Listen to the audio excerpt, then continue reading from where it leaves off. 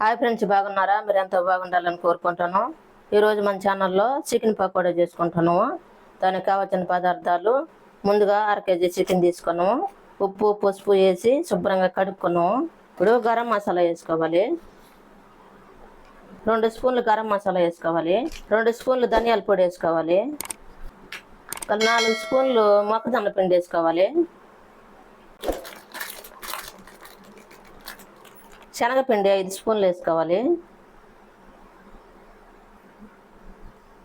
కొత్తిమీర పుదీనా వేసేసుకోవాలి సన్నంగా కట్ చేసుకొని. బాగా కరకర అంట రావాలంటే బియ్యం పిండి వేసేసుకోవాలి. ఇంట్లో బియ్యం పిండి లేదనుకో బియ్యం తీసుకొని మిక్సీ పట్టేసేసుకోండి. నేనైతే మిక్సీ పట్టేసేసుకున్నాను.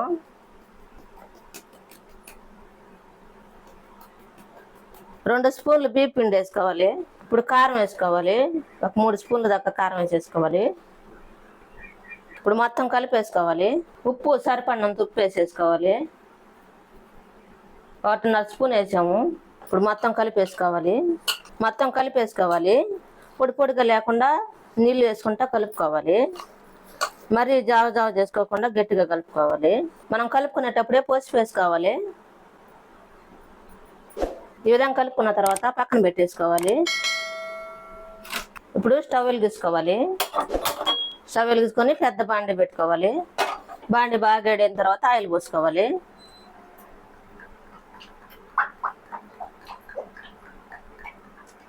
ఆయిల్ బాగా ఈ విధంగా వేడైన తర్వాత మనం ముందుగా కలిపి పెట్టుకున్నాం కదా చికెన్ పకోడా, అది వేసేసుకోవాలి. ఎడంగా వేసేసుకోవాలి.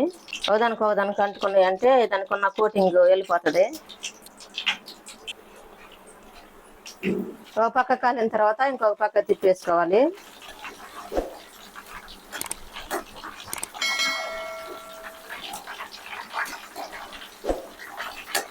బాగా ఈ విధంగా ఉడికిన తర్వాత కరివేపాకు వేసుకోవాలి. పైన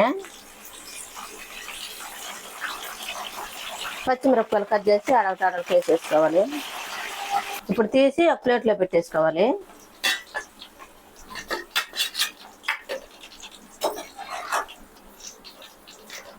ఎంత టేస్టీగా ఉంటే చికెన్ పకోడా రెడీ అయింది. మీరు కూడా మీ ఇంట్లో చేసుకుని ఎలా ఉందో మా కామెంట్లో పెట్టండి. లైక్ షేర్ చేయండి, సబ్స్క్రైబ్ చేసుకోండి, పక్కన బెల్ నొక్కండి. Thanks for watching.